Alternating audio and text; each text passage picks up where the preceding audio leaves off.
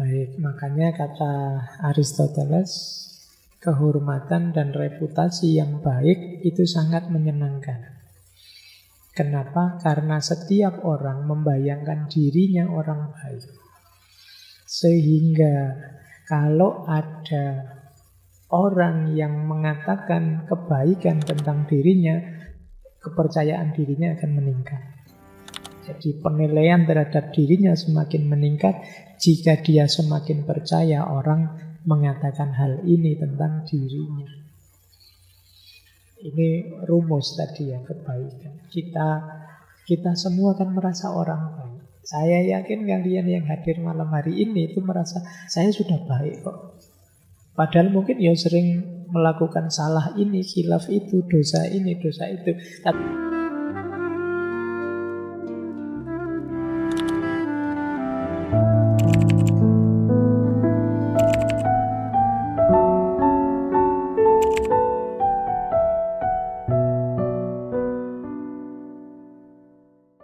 Ya Pak, terus jadi lebih dekat.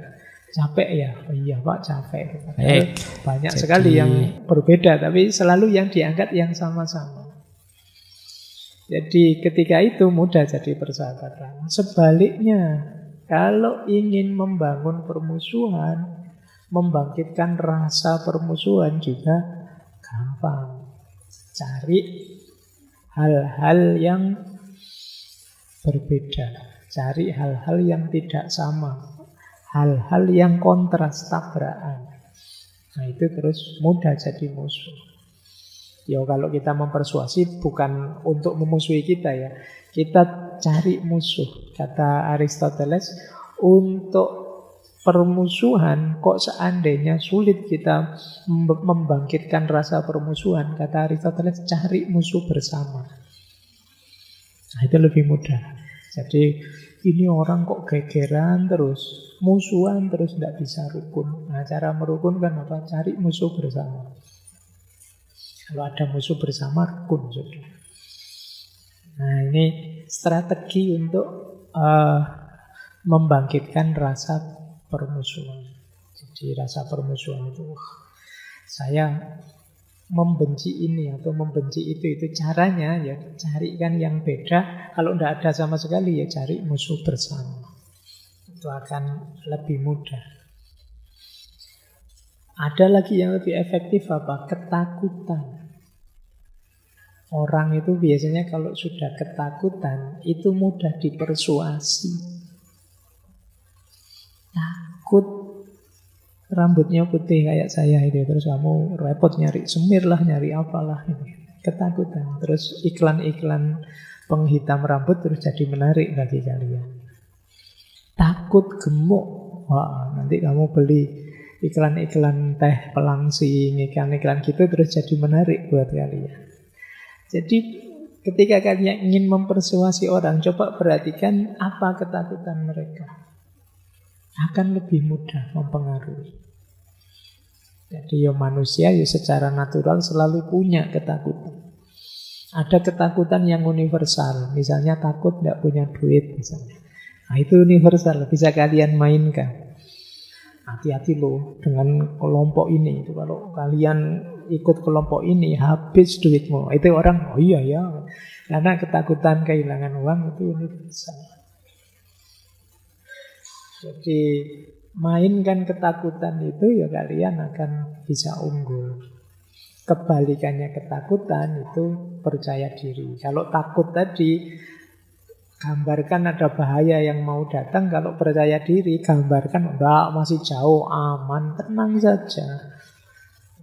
Tadi kamu takut kegemukan, santai saja, kamu masih langsing, luar biasa kok. Aman sudah, itu kan percaya diri sudah dia.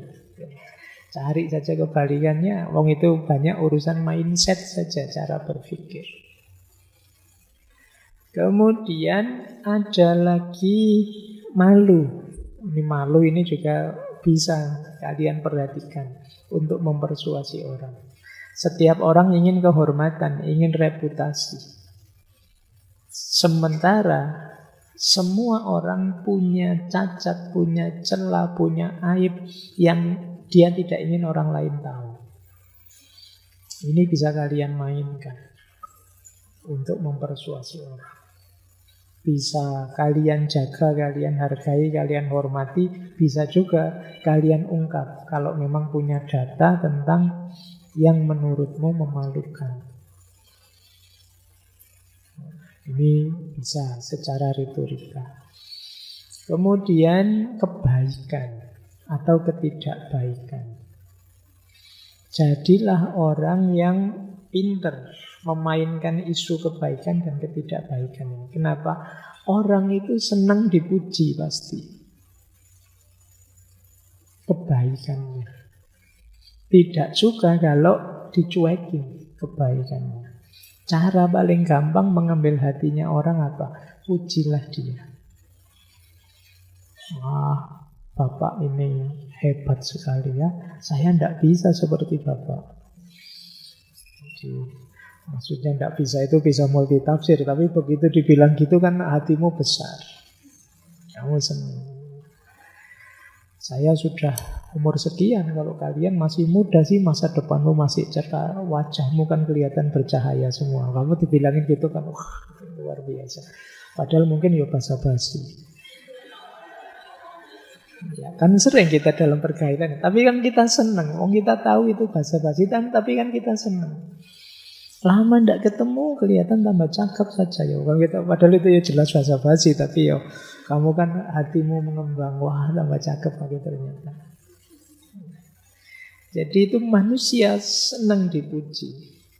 Jadi cara mengambil hatinya orang itu gampang, pujilah dia. Jadi kalau ada temanmu nilainya bagus, wah alhamdulillah ya kamu nilainya bagus, luar biasa. Nah, kalau ada temanmu nilainya jelek, wah kamu kuat sekali ya, tabah sekali ya. Saya tidak bisa setabah kamu. Kalau saya mungkin sudah stres, tapi kamu hebat loh hitungannya. Wah salut aku. Ini kan orang itu senang sudah kalau digituin. Jadi ya jangan pelit pujian. Tapi ada kalanya mungkin kamu ingin menjatuhkan, menjelekkan, ya abaikan kebaikannya. Selesai sudah, dia mungkin drop sudah kalau begitu. Demikian juga dengan belas kasihan. Jadi ini kalau berhadapan dengan orang yang mengalami penderitaan. Misalnya kalian berhadapan dengan orang yang susah atau mengalami penderitaan, ada dua hal yang bisa kalian lakukan. Yang pertama peduli, yang kedua cuek. Nah, ya mungkin saja, ya kalau peduli jelaslah mereka menderita, tapi ada kalanya kalian harus bergaya cuek, karena mereka sudah susah menjengkelkan lagi. Nah, itu kalian agak cuek gimana gitu. Itu penting untuk aspek persuasi biar mereka sadar. Nah, ini gaya-gaya bermain dengan emosi. Kemudian ada kekaguman dan kecemburuan. Kecemburuan itu rasa iri. Ya kayak tadi loh, pujilah orang, kagumi kehebatannya, orang akan senang ikut dengan kita. Atau bangkitkan rasa iri kalau mereka belum baik. Kalian kok tidak seperti mahasiswa saya yang di sana ya. Kalau yang di sini pasif semua. Itu membangkitkan rasa iri, itu mereka akan tergerak. Kok tidak seperti di tempat asal saya ya, di Jogja ini terlalu. Nah, itu kalian kan tidak terima digituin, terus ingin bergerak. Jadi kekaguman dan rasa iri bisa kalian mainkan. Inilah patos. Jadi kalau kalian sedang berretorika, perhatikan emosi audienmu. Kalian ingin output yang seperti apa?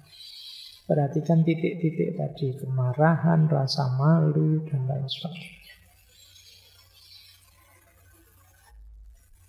Baik, makanya kata Aristoteles, kehormatan dan reputasi yang baik itu sangat menyenangkan. Kenapa? Karena setiap orang membayangkan dirinya orang baik. Sehingga kalau ada orang yang mengatakan kebaikan tentang dirinya, kepercayaan dirinya akan meningkat. Jadi penilaian terhadap dirinya semakin meningkat jika dia semakin percaya orang mengatakan hal ini tentang dirinya. Ini rumus tadi ya, kebaikan. Kita semua kan merasa orang baik. Saya yakin kalian yang hadir malam hari ini itu merasa saya sudah baik kok. Padahal mungkin ya sering melakukan salah ini, khilaf itu, dosa ini, dosa itu. Tapi kalian tetap merasa saya itu orang baik. Ya saya ada lah Pak salahnya dikit-dikit, tapi saya kan orang baik. Orang itu bahkan melakukan kejahatan pun masih merasa dirinya baik. Bahkan kadang-kadang seandainya mungkin kebaikannya tidak banyak dalam dirinya. Misalnya sampean itu kerjaannya kok korupsi terus misalnya. Terus ketika dia tidak bisa mencari kebaikan dirinya, biasanya melempar keluar. Korupsi saya paling berapa? Itu loh korupsinya jauh lebih besar. Ngapain sibuk dengan saya? Dia akan melempar keluar. Allah, wong ini kesalahan kecil saja. Lebih banyak orang melakukan kesalahan. Akan begitu. Karena secara alami orang akan mencitrakan dirinya sebagai orang baik. Ini bisa jadi kelemahan, tapi kadang-kadang juga bisa jadi kekuatan, bisa juga jadi peluang bagi kita untuk masuk lewat jalur retorika tadi. Pujilah dia, tegaskan kebaikannya, tegaskan betapa dia orang penting. Itu akan lebih mudah masuk persuasi kita. Nah, kecil-kecil tulisannya. Jenis pidato publik. Kalau ini yang sifatnya luas, kita menyampaikan kebenaran ke publik. Ada 3 jenis pidato publik. Yang pertama pidato politik, yang kedua pidato di ruang pengadilan, yang ketiga pidato seremonial, ya ngomong di depan masyarakat umum. Jadi kata Aristoteles ada 3 jenis pidato. Kalau pidato politik, audiennya ya orang-orang politik, anggota dewan. Kalau pidato di ruang pengadilan, ya audiennya para juri. Termasuk mungkin hakim, jaksa yang ada di ruang pengadilan. Kalau pidato seremonial, audiennya umum, publik. Yang nonton kita bicara. Kayak ini namanya seremonial. Nah, kemarin kalau kampanye itu pidato politik. Kategorinya sekarang, kalau pidato politik itu biasanya isinya rencana atau himbauan dan penolakan. Ini loh yang baik, kalau yang ini tidak baik. Saya mau melanjutkan ini, tapi yang ini saya tolak. Ini pidato politik. Rencana saya ini. Saya tidak setuju yang itu, saya ingin ini. Ini kategorinya itu. Kalau di ruang pengadilan, itu ya menerima dan menolak. Saya terima tuduhannya atau saya tolak tuduhannya. Kalau umum itu ya isinya pujian atau celaan kata Aristoteles. Jadi memuji orang atau mencela orang. Memuji sesuatu atau mencela sesuatu. Kalau dalam Islam kan ya antara amar ma'ruf atau nahi mungkar. Nah, terus waktunya. Kalau political speech, pidato politik itu masa depan. Ya politikus itu kan isinya janji-janji untuk ke masa depan. Besok saya begini, nanti akan saya tolak ini. Itu ya kita tidak tahu konkretnya gimana. Yang penting ini realisasinya di masa depan. Tentang masa depan. Ke depan saya ingin begini loh, ke depan saya ingin begitu. Kan selalu begitu. Pasti tidak sekarang. Kemudian contohnya banyak. Saya tidak perlu nyontoh lah, kalian bisa hafal. Janji-janji politik itu kan di mana-mana ada bertebaran. Semuanya di masa depan. Kalau di kita selama ini kan ngertinya masa depan itu sesuatu yang belum jelas, belum pasti. Jadi kalau kalian besok, kok dulu janjinya apa, sekarang apa? Lu kan bukankah sudah jelas dulu bahwa masa depan itu belum pasti? Ya jangan kecewa. Rumusnya kan memang begitu. Nah, terus masa lalu, kalau tentang pidato pengadilan tadi adanya di masa lalu. Di masa lalu apa? Itu kan tentang perbuatan, tindakan, kejahatan yang kemarin terjadi. Yang sudah kejadian kemarin. Makanya itu diterima atau ditolak. Itu tentang yang kemarin sudah terjadi. Ini jahat beneran maupun tidak terlalu jahat. Sementara kalau seremonial itu tentang masa kini, sekarang. Tadi kan ada muji, ada mencela. Itu kan karena fenomena hari ini, sekarang. Kalau dari sisi tujuan, pidato politik itu akhirnya dua. Antara berguna dan tidak berguna. Jadi bermanfaat ini yang Bapak sampaikan. Atau tidak ada gunanya Pak, ngapain capek-capek ngomong misalnya. Itu dua kalau politik. Kalau pidato pengadilan dua juga, antara adil dan tidak adil. Kalau pidato seremonial dua, antara yang terhormat dan yang tercela. Terus, ya nanti kalian ulang ya, karena ini agak kecil-kecil tulisannya. Premisnya atau istilahnya Aristoteles ada pakai istilah topoi. Topoi itu topik atau tema. Premis berarti kayak tadi ya, antimemnya. Dalam urusan pidato politik, perhatikan tiga hal. Yang pertama kebahagiaan. Di antara filsafatnya Aristoteles yang terkenal kan tentang kebahagiaan.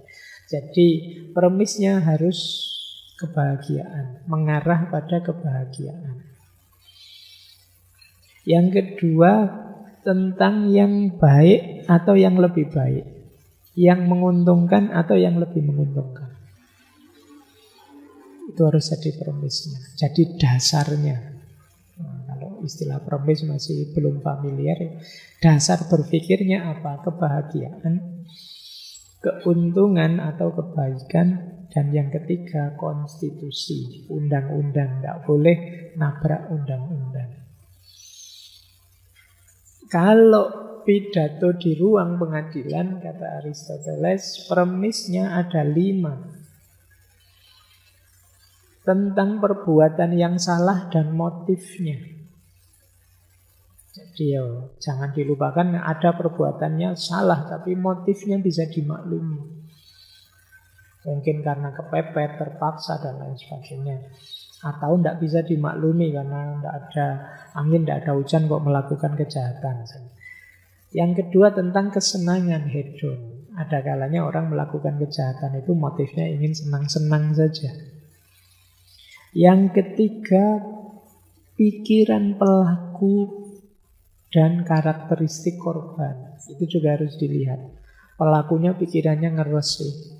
Padahal korbannya sudah baik-baik malah dijahati. Atau karakter korbannya memang mancing-mancing sih misalnya. Itu kan juga harus dicek. Makanya pelakunya tersinggung akhirnya. Itu premisnya harus mengarah ke situ. Yang keempat, jenis perbuatannya. Adil atau tidak adil. Dan yang kelima, level kesalahan. Jadi kesalahan itu mungkin sama-sama mencuri, tapi yang ini sama sekali tidak bisa dimaklumi. Kalau yang itu bisa dimaklumi.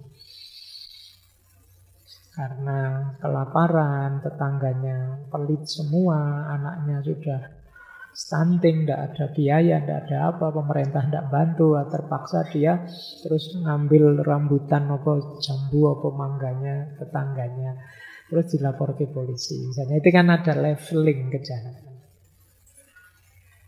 Nah, kalau untuk yang pidato seremonial yang umum ya isinya sebenarnya dua. Harus peduli dengan mana baik, mana buruk, mana terhormat, mana tercela. Orang ceramah itu kan seputar itu sebenarnya. Yang baik, yang buruk, yang terhormat, yang tercela. Oke.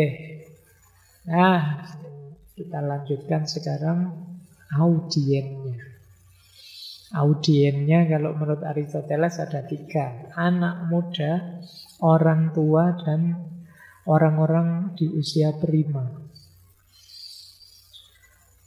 Ini harus jadi perhatian kalian, boleh tidak setuju wong ini analisisnya Aristoteles. Ini anak muda zaman itu, abad ke-4 sebelum Masehi. Kira-kira sama tidak ya dengan anak muda abad 21?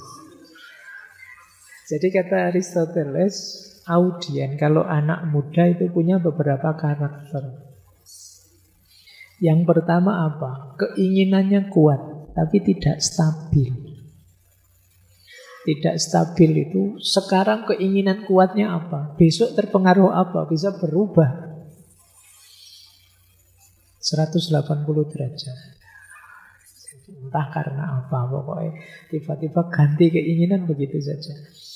Dulu awal masuk kuliah sudah saya pengen lulus tercepat sambil sekalian hafalan Quran. Nanti kalau sambil kuliah ya poso Senin Kemis ngaji macam-macam gitu. Begitu kuliah wali aneh yang terjadi. Kuliah males, ngaji ora tahu dan lain sebagainya sudah. Nah ini khasnya anak muda, molah malih. Nanti lihat film apa, pingin kayak gitu, terus keinginannya ganti. Nanti dipengaruhi temannya siapa, berubah lagi keinginannya. Nah, nanti kalau ceramah di depan anak muda, perhatikan ini. Mereka keinginannya kuat, tapi tidak stabil. Makanya tiap ngaji selalu saya wanti-wanti, istiqomah ya, karena khawatir saya itu tadi, berubah terus minatnya. Yang kedua, ya ini agak negatif, pikirannya kurang panjang, pertimbangannya singkat, tidak mau panjang-panjang mikir, sudahlah Pak, nanti dipikir belakangan kalau ada kasus. Sementara maju saja dulu, nekat saja dulu. Nah ini gaya anak muda. Nah, kalau orang tua bikin acara itu kan dirancang detail, nanti jam pertama ada ini, berarti kita harus menyiapkan ini. Kalau orang tua, kalau anak muda, ala jalan saja lah Pak, nanti kalau ada masalah baru diatasi bersama. Itu bedanya yang muda sama yang tua. Kalau rapat sama yang tua-tua itu lama detail. Kalau rapat saya yang muda-muda, yang lama makannya, ngobrol makan. Sudah ya, sepakat ya, siap, sepakat, jalan. Itu khas. Nah, kemudian anak muda biasanya mudah kehilangan kontrol. Sangat mudah terpengaruh, sangat mudah kehilangan kontrol. Ya ini memang masih muda. Masih emosional, itu sama dengan bawahnya. Jadi emosinya masih mudah terpancing. Masih emosional. Ini cirinya anak muda. Kemudian ingin superior, merasa dirinya hebat, merasa aku sudah bisa kok, aku sudah unggul, temanku itu semuanya di bawahku. Apa namanya? Itu gayanya anak muda sudah. Yang aktivis nganggap mahasiswa kok kuliah di perpus saja, nganggap yang di perpus negatif. Yang di perpus gitu nganggap anak-anak aktivis tidak karu-karuan kuliah kok begitu. Jadi masing-masing merasa dirinya superior. Yang rajin ngaji nganggap anak-anak yang tidak ngaji itu tidak ngerti pentingnya ilmu. Nanti yang tidak mau ngaji, masa muda sekali kok ya tinggal ngaji, ya dinikmati. Untuk seneng-seneng lah, kapan lagi muda. Jadi masing-masing merasa dirinya superior di posisinya sendiri-sendiri. Itu khas anak muda. Terus kata Aristoteles, anak muda itu lebih royal. Kenapa? Kata beliau, karena belum tahu susahnya cari duit. Jadi dengan santainya saja menghabiskan uang, habis ya nelpon bapak lah, nanti kan ada suplai. Itu khas anak muda. Jadi tidak hati-hati membelanjakan uang. Kadang-kadang tidak taktis.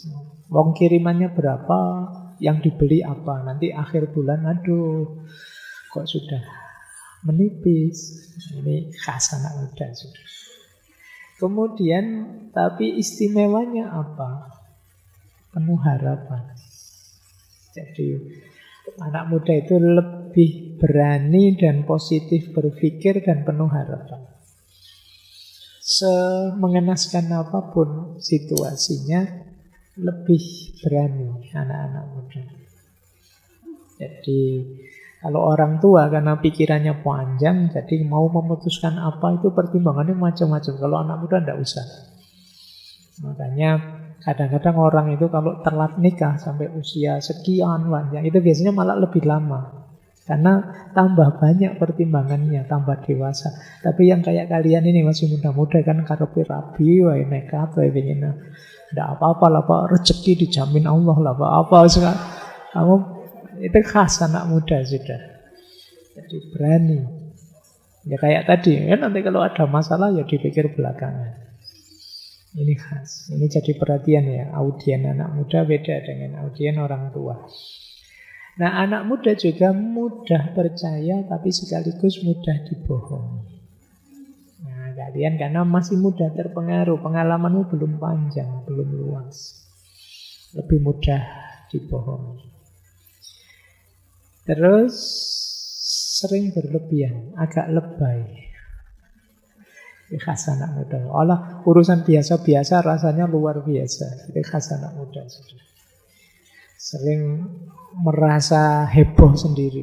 Nah, itu khas anak muda. Kemudian mencintai teman. Kata Aristoteles, anak muda itu biasanya lebih setia dengan temannya daripada pacarnya. Ya kamu boleh baca bukunya. Maksudnya senang bersahabat. Kadang-kadang diperintah orang tuanya apa, Allah tidak terlalu mendengarkan. Tapi begitu temannya ngajak, tidak berani dia. Harus kalau teman itu lebih setia kawan. Itu anak muda. Kemudian yang terakhir merasa tahu. Itu khasnya anak muda. Seolah-olah saya sudah ngerti. Kalau cuma gitu bisa lah. Kira-kira bisa sebenarnya. Bisa ya, bisa enggak. Tapi merasa tahu. Nah, nanti setelah ini mungkin kalian merasa, sekarang saya tahu retorikanya Aristoteles, kan sudah langsung merasa begitu. Padahal kalau disuruh ngomong, saya coba kamu cerita. Ya mesti bergak-berguk terusan. Nah itu khas. Biasanya habis apa merasa apa. Dulu pernah di kampus diajar apa, pernah diajar ini, paham lah, tahulah lumayan. Saya coba cerita, itu mesti puyeng lagi sudah. Itu khasnya anak muda, merasa tahu. Berarti apa? Ya kalau kita berretorika, berhadapan dengan audien anak muda, perhatikan karakter ini. Dengan segala kekurangan dan kelebihannya. Kebalikannya apa? Orang tua. Di bukunya Aristoteles tidak nyebut umur sih. Semoga di sini yang muda-muda tidak merasa tua. Atau saya masih muda loh Pak, tapi kok tipenya kayak orang tua di sini ya tidak tahu saya. Itu Aristoteles yang bilang kok. Kata Aristoteles kalau orang tua biasanya peragu dan setengah hati. Yaitu tadi mungkin karena pengalamannya sudah luas, wawasannya sudah lumayan, apa-apa jadi banyak pertimbangan. Mau berangkat ngaji, nanti kalau hujan gimana? Nah, kalau kena air terus masuk ke masjid, bajunya agak basah, dibawa kipas angin, terus berarti nanti masuk angin saya. Kalau masuk angin terus berarti beli antangin sekalian lah sebelum berangkat. Itu mikirnya panjang sampai ke sana sudah. Itu orang tua berarti. Jadi sering setengah hati, banyak pertimbangan. Kemudian lebih sinis. Orang tua itu lebih tidak percaya. Anaknya gini, Allah kamu anak kecil ngerti apa? Allah tidak bisa lah, sudahlah. Itu gaya orang tua, sudah kamu jangan kaget. Jadi kalau bapakmu, ibumu sering meremehkanmu, Allah apa bisa? Sudahlah biar itu gaya mereka. agak sinis. Kemudian pelit. Kalau tadi yang anak muda kan royal, ini yang tua pelit biasanya. Padahal kamu tahu punya duit, minta ini, minta itu, yo pelit. Karena mereka perhitungan, mereka tahu susahnya cari uang.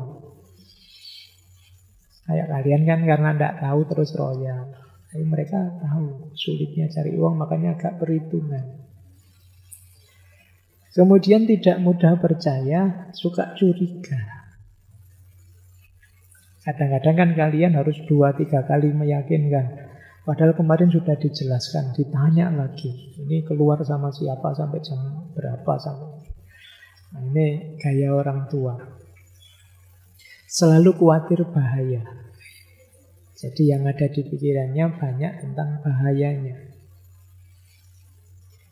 Iya sih itu bagus, tapi nanti jangan-jangan itu gaya orang tua. Yang dipikirkan negatif bahayanya. Terus biasanya kenapa sih banyak mikir bahaya? Karena terlalu mencintai diri, kata Aristoteles. Jadi karena sudah dewasa, sadar untuk menikmati hidup, terus akhirnya sangat mencintai dirinya. Lemah harapan. Ini gaya orang tua sudah, karena sudah mulai realistis. Saya seperti ini ya berarti tidak bisa lagi begitu. Beda dengan anak muda tadi, kondisinya apa ya nekat saja, bisa lah Pak, tenang saja.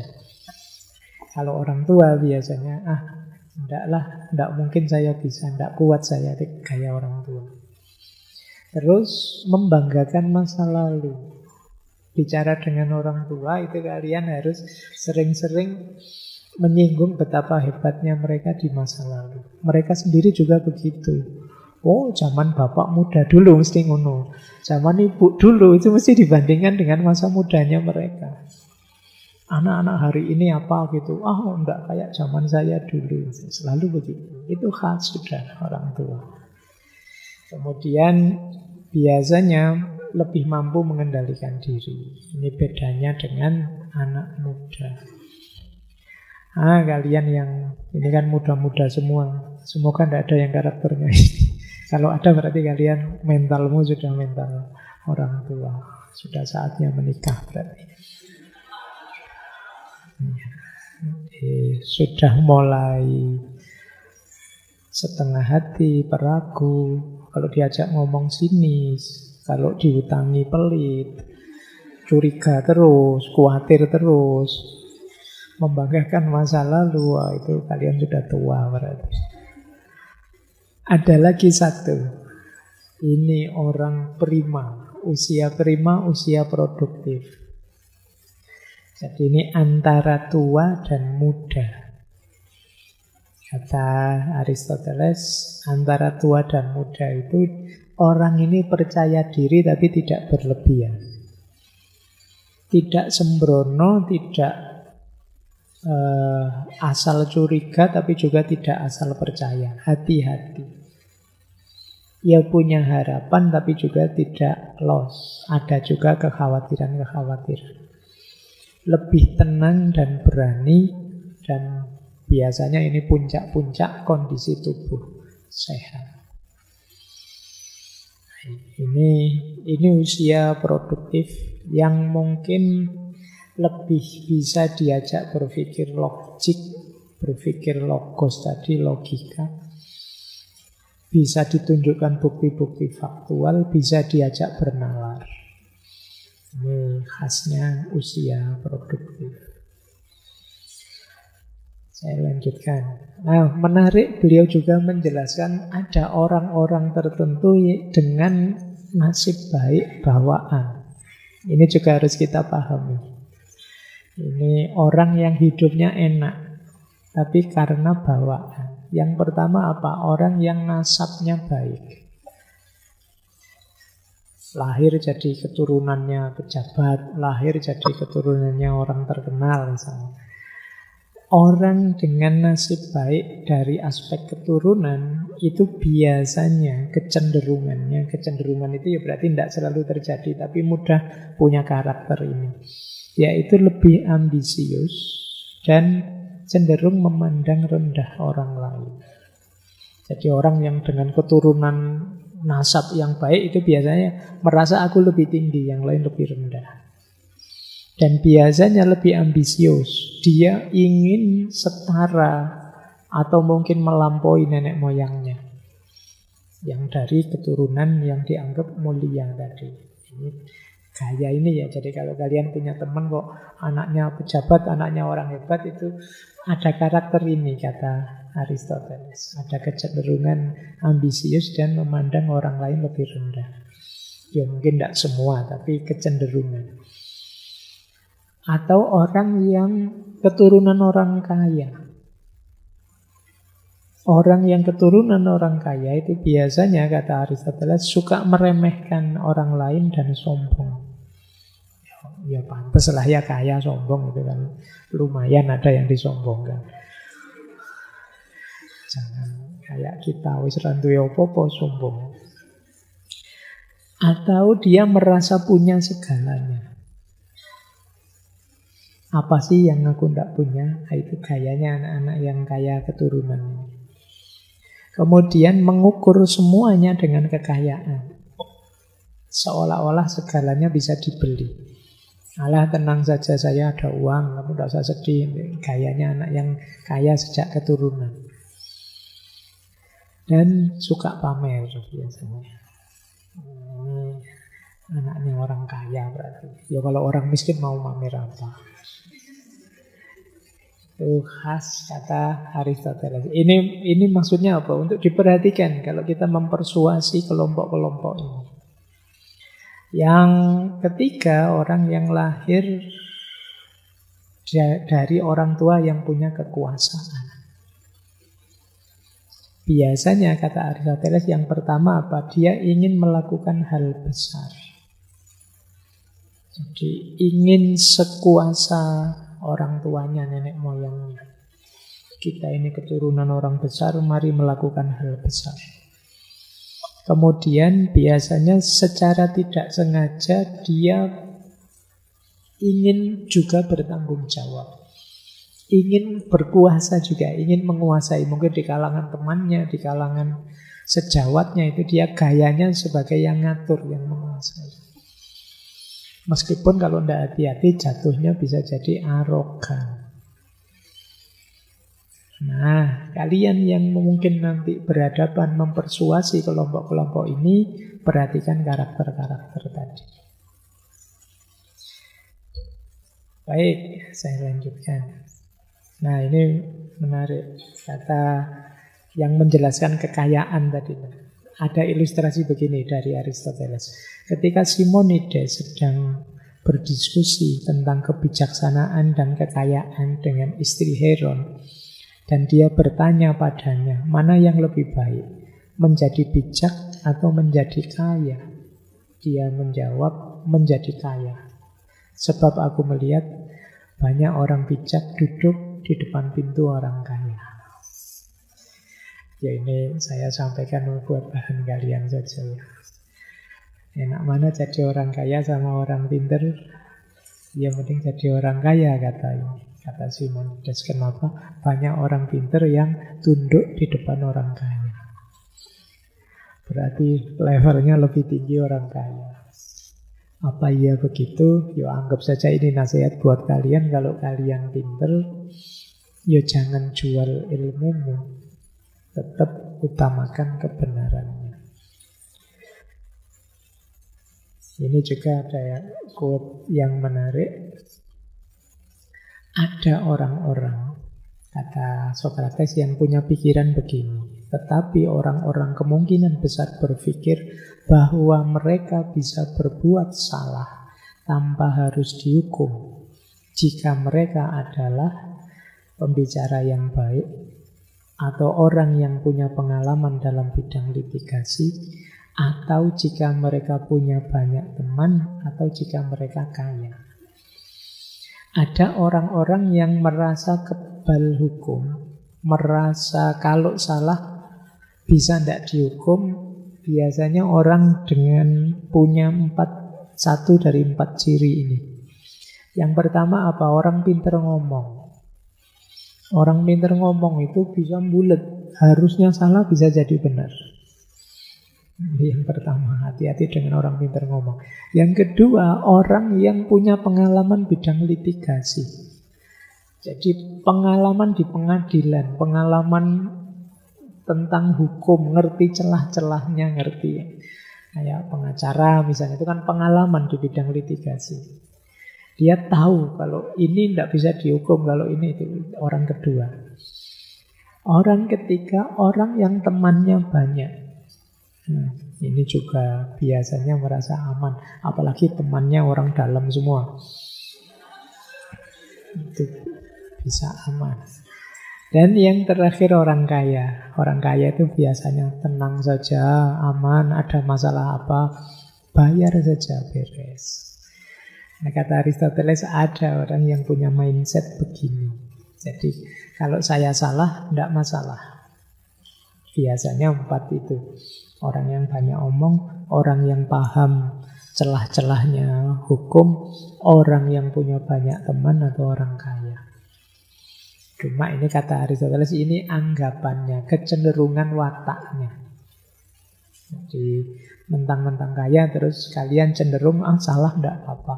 Mentang-mentang ngerti hukum dan celah-celahnya kalian cenderung salah tidak apa-apa. Mentang-mentang pintar ngomong salah tidak apa-apa, nanti bikin alasan saja.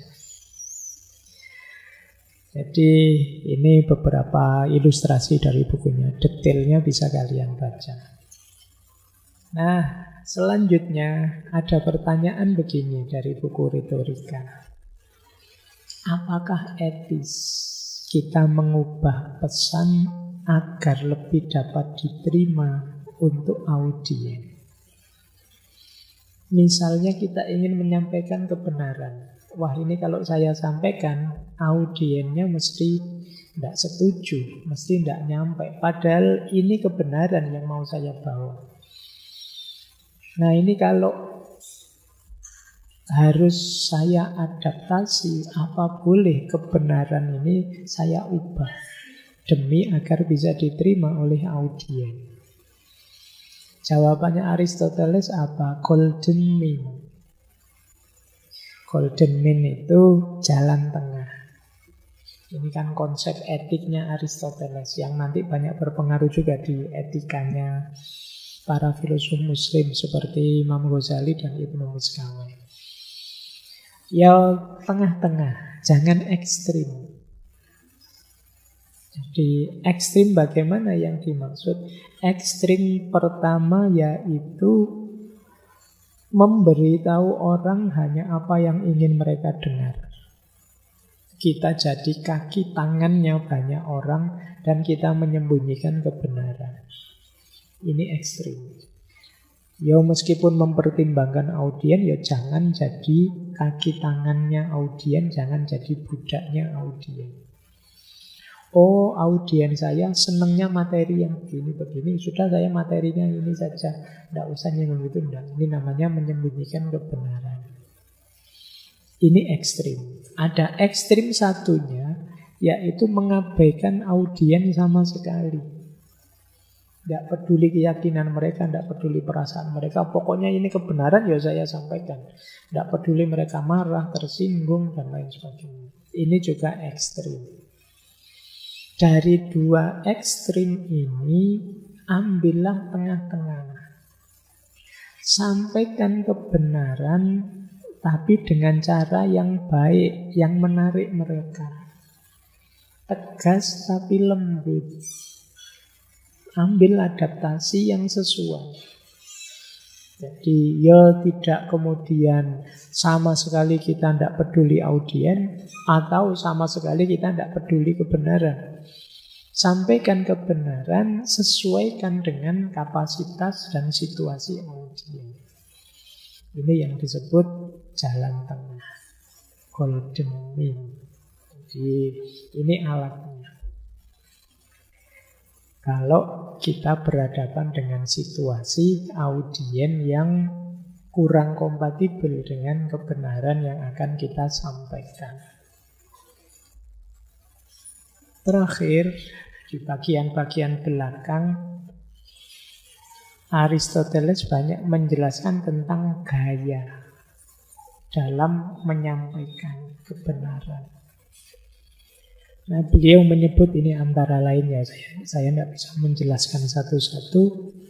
Sampaikanlah dengan jelas dan tepat. Kemudian secara variatif, biar tidak membosankan. Secara alami, jangan dibuat-buat. Karena kalau tidak alami, dibuat-buat, diilmiah-ilmiahkan, didalam-dalamkan, itu orang malah tidak percaya. Kata Aristoteles, yang alami sampaikan sesederhana mungkin, dengan kata-kata yang familiar, dengan keseharian. Kalau menggunakan metafor, ya ambil metafor yang sesuai, ambil analogi-analogi yang cocok. Karena kadang-kadang metafor yang tidak sesuai itu justru menyulitkan. Jadi, perumpamaan yang tidak nyambung itu bisa menyesatkan. Maka ambil metafor yang sesuai dengan kalimat-kalimat sederhana, dengan kata-kata yang akrab dengan keseharian audiennya, jelas, tepat, dan variatif. Kenapa harus variatif? Ya biar audienmu tidak bosan. Karena ada orang ngomong itu balik-balik kata-kata itu lagi, itu lagi, itu lagi. Ya, itu orang bosan. Nanti kadang-kadang audiennya ngitung. Ayo nanti ngomong itu lagi. Terus dihitung. Wah, sudah 20 kali dalam waktu 10 menit kata-kata yang sama. Itu kan membosankan. Jadi yang variatif. Ini gaya bahasa dalam penyampaian. Terus ada lagi, ini istilah saya saja ya, mati gaya. Jadi salah gaya, sehingga pesan tidak tersampaikan. Yang pertama apa? Kata Aristoteles, kita menyampaikan sesuatu dengan menggunakan kata-kata, istilah beliau ya, kata majemuk tapi yang salah guna, salah tempat. Jadinya tidak kayak orang ngomong, tapi kayak orang baca puisi. Jadi yang dicontoh di buku itu misalnya kalimat surga dengan banyak rupa. Itu kan ya rasanya kayak baca puisi, audiennya tidak paham. Bumi dengan gunung-gunung yang tinggi misalnya. Itu kan kalimatnya terlalu puitis. Nanti kalau terlalu puitis, audienmu salah fokus. Nanti mereka tidak paham, paling ya tinggal ngomong cakep gitu nanti.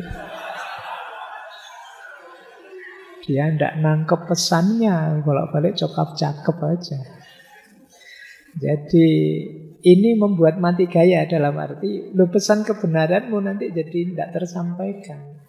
Yo heboh sih, rame sih, tapi tujuannya tidak kena.